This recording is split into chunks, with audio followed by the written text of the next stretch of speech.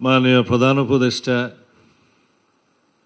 জাতীয় ঐক্যমত্য কমিশনের মাননীয় সদস্যবৃন্দ, উপস্থিত সম্মানিত জাতীয় নেতৃবৃন্দ, আসসালামু আলাইকুম রহমতুল্লাহ। আজকে কেন মাননীয় উপদেষ্টা আমাদেরকে আমন্ত্রণ জানিয়েছেন আমি আমার ভাই আক্তার বক্তব্য দেওয়ার আগ পর্যন্ত বুঝতে পারিনি।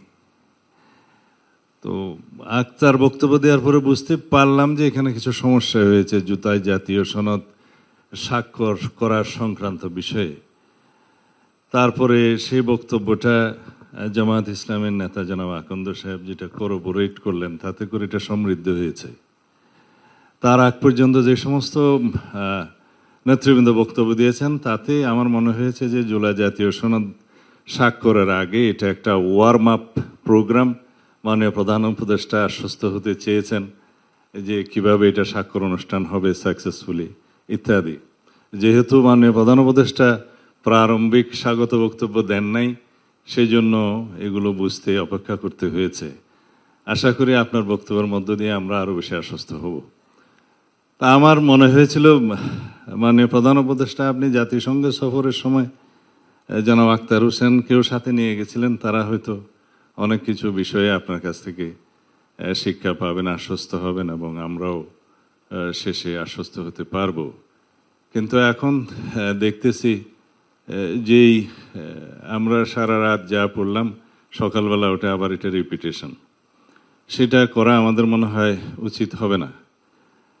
আমাদেরকে আপনার প্রতিশ্রুত সময়ে ফেব্রুয়ারির প্রথমার্ধে অবশ্যই নির্বাচন অনুষ্ঠান করতে হবে, যার কোনো বিকল্প নাই এই জাতির সামনে। দ্বিতীয়, আমি আজকে দফাওয়ারি আপনার সামনে উপস্থাপন করতে চাই। এমন একটা অ্যাটমসফিয়ার আমাদেরকে বজায় রাখতে হবে যে অ্যাটমসফিয়ার আমরা কখনো পতিত স্বৈরাচারকে আর কখনো এখানে সুযোগ নিতে দেব না। যেভাবেই হোক দীর্ঘদিন অনির্বাচিত অবস্থায় একটা সরকার পরিচালিত হলে যে সমস্ত সমস্যা দিয়ে উৎপত্তি হয় সেটা এখনো হয়েছে। সেই জন্য আমরা বারবার তখন থেকেই পার্সু করতেছিলাম, বলতেছিলাম যে যত শীঘ্র সম্ভব নির্বাচিত একটি রাজনৈতিক সরকার প্রতিষ্ঠা হওয়া দরকার। তা না হলে পৃথিবীর বিভিন্ন দেশে এ সমস্ত অভ্যুত্থান পরবর্তীতে যা কিছু দেখা হয়েছে, যে সমস্ত সিমটম, সেই সিমটম এই দেশেও উৎপত্তি হবে এবং হয়েছেও তাই। এখন আরও বিলম্বিত হলে আরও বেশি সমস্যার উদ্ভবের সম্ভাবনা বিস্তর। কিন্তু মাননীয় উপদেষ্টা আমাদের কন্টিনিউয়াস সমর্থন আপনার প্রতি ছিল, আছে, কিন্তু এটা কন্ডিশনাল। আমাদের সমর্থন আরও অব্যাহত থাকবে, এটা সীমাহীন নয়। আমরা চাই আপনার নেতৃত্বে একটা ঐতিহাসিক নির্বাচন, এটাই হচ্ছে কন্ডিশন। আপনার প্রতি আমাদের সীমাহীন সমর্থন নয়, আমাদের সীমারেখা আছে। আমরা গণতান্ত্রিক উত্তরণের জন্য এই সীমারেখার মধ্যে আপনাকে সমর্থন দিচ্ছি। আপনি দয়া করে এটা অনুধাবন করার চেষ্টা করবেন। আজকে সচিবালয়ে যে সমস্ত নিয়োগ বদলি পদায়নের জন্য আপনি মন্ত্রিপরিষদ একটা ক্যাবিনেট কমিটি করে দিয়েছেন, এটার কোনো চর্চা নাই, এটার কোনো ট্রেডিশন নাই, এটা কোনো নিয়ম নয়। তারা যা করছে পদোন্নতি নিয়োগ বদলির মধ্যে, সেটা ওখানে একটা রাজত্ব সৃষ্টি হয়েছে, আপনি খোঁজ নেবেন। আমরা খুব অসন্তোষ প্রকাশ করছি।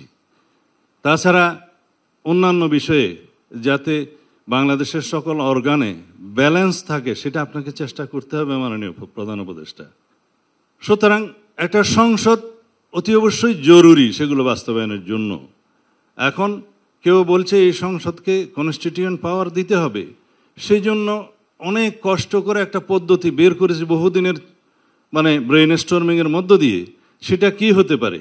সোভারেইন অথরিটির ডিরাইভ করবে সোভারেইন অথরিটি থেকে সেই কনস্টিটিউয়েন্ট পাওয়ার, কিন্তু সেই পার্লামেন্টকে আমরা কনস্টিটিউয়েন্ট অ্যাসেম্বলি বলছি না, সাধারণ জাতীয় সংসদ নির্বাচন হচ্ছে সেটা।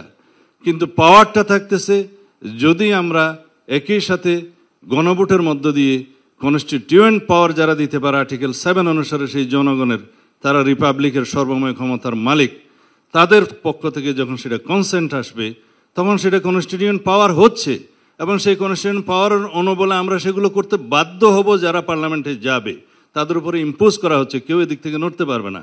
হ্যাঁ, সেই পার্লামেন্ট তার বাইরেও অনেক অ্যামেন্ডমেন্ট নিতে পারবে রাজনৈতিক অঙ্গীকার অনুসারে, জনমতের ভিত্তিতে আলাপ আলোচনার মধ্যে দিয়ে, বাট এগুলো তাদেরকে অবশ্যই নিতে হবে। সেটা ওখানে হচ্ছে, এই প্রক্রিয়ায় আমরা গেলাম। এখন একটা জাতীয় সংসদ নির্বাচনের 4 মাস বাকি, তার মধ্যে 2 মাস আগে তফসিল ঘোষণা করতে হবে, তার আগে থাকে 1.5-2 মাস।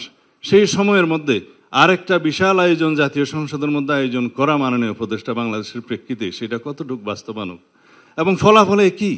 সারা সমগ্র দেশের জনগণ সংস্কারের জন্য বসে আছে, সংস্কারের পক্ষে, সমস্ত রাজনৈতিক দল সংস্কারের পক্ষে, জাতি পক্ষে। এখানে নেগেটিভ ভোট কয়টা পড়বে হাতে গোনা যাবে, সবাই পজিটিভই দেবে। বাকি রইল নোট অফ কনসেন্টের জন্য। মাননীয় প্রধান উপদেষ্টা বলাই আছে যে সমস্ত রাজনৈতিক দল, আমরা বলেছি এটা এগ্রিড, কিন্তু 2 জনের অপশনটা প্রেসিডেন্টের হাতে থাকা এই জন্যই ভালো যে হঠাৎ করে যদি কেউ সিনহার মতো লোক এসে যায় সেই ক্ষেত্রে একটা অসুবিধায় পড়তে হবে জাতিকে।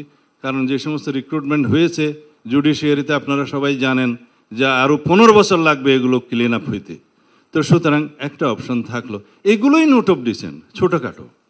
আমরা বলেছি আমরা দ্বিতীয় চেম্বার চাই, আপার হাউস চাই, 100 সদস্যের চাই, কিন্তু সেই নিয়োগ প্রক্রিয়া বা মনোনয়ন প্রক্রিয়া বা নির্বাচন প্রক্রিয়া নিয়ে একটু নোট অফ ডিসেন্ট আছে, 2 রকম প্রক্রিয়া আছে।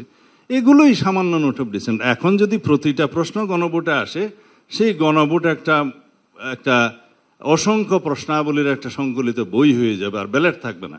সেই জন্য আমরা বলছি যে জাতীয় সনদটা যেভাবে প্রণীত হয়েছে আমরা সবাই সেভাবে স্বাক্ষর করি, করার পরে সেটা পাবলিশ হবে, ওয়েবসাইটে যাবে, সরকার পাবলিশ করবে, ইলেকশন কমিশন পাবলিশ করবে, সমস্ত নির্বাচিত সমস্ত রাজনৈতিক দলগুলো তাদের ইশতেহারে দিবে, জনগণ অবহিত হবে। ইন টোটাল একটা গণভোট হবে যে এই জুলাই জাতীয় সনদের পক্ষে আপনারা আছেন কি না, হ্যাঁ অথবা না বলেন, ছোট্ট একটা ব্যালট। এই একটা মাত্র কোয়েশ্চেন।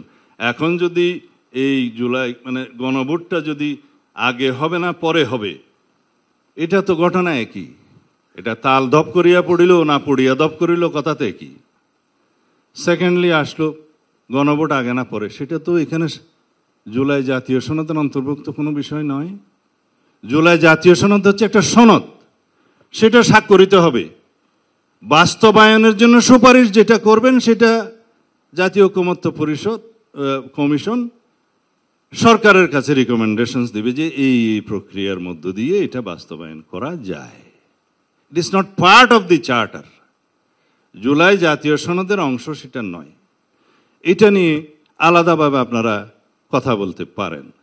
তো বাকি রইল এখন আমরা কিভাবে জাতির সামনে এই জিনিসটা উপস্থাপন করতে পারি সেটার বিষয়ে আপনারা যদি আমাদের এই সমস্ত আলাপ আলোচনার প্রেক্ষিতে সন্তুষ্ট না হন, মানে প্রধান উপদেষ্টা আপনি আজকে বলতে পারেন যে আপনার সিদ্ধান্ত কি।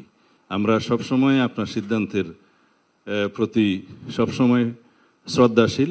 আশা করি আপনি জাতির ঐক্যের প্রতীক হিসাবে এবং বিশ্বের একজন বরেণ্য ব্যক্তিত্ব হিসাবে আপনি আপনার সিদ্ধান্তটা প্রকাশ করবেন। আমরা 17 তারিখে 4টার সময় জুলাই জাতীয় সনদে স্বাক্ষর করার জন্য প্রস্তুত আছি এবং আশা করি যেভাবে আমরা একত্রিত হয়েছি, একমত হয়েছি, চার্টারে আমরা with note of dissent clearly আমরা আটার করি, সেইভাবে আমরা সেটা দস্তখত করি, তাহলে পরে আমরা বিশ্বের কাছে একটা নজির স্থাপন করতে পারবো। আপনাদের সবাইকে ধন্যবাদ। আমার বক্তৃতা মনে হয় একটু লম্বা হয়ে গেছে, ক্ষমা করবেন।